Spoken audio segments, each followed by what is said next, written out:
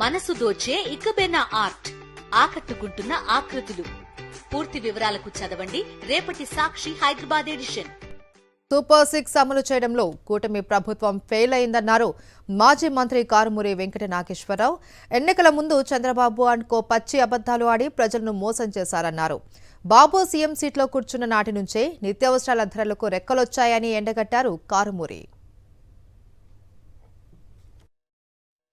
ఇవాళ ప్రజల్ని సోపర బాధలు బాగుతున్నారు.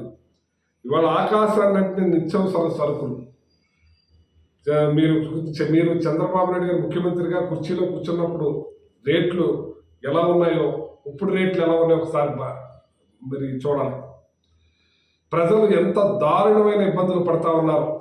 ఇప్పుడు కందిపప్పు చూస్తే జగన్మోహన్ రెడ్డి గారు ఉన్నప్పుడు మీరు బాధలు అన్నప్పుడు 120 ఉంటే ఇవాళ 180 రూపాయలు కందిపప్పుని మీరు అమ్ముతున్నారంటే ఇవాళ మీ కూటమి ప్రభుత్వం ఏమి చర్యలు తీసుకున్నారు? ప్రజల్ని మరి అప్పుల బాధలో ముంచేయటానిక, తిననివ్వకుండా చేస్తానిక మీరు ఎలాగా పథకాలు గాలికెక్కిచ్చారు?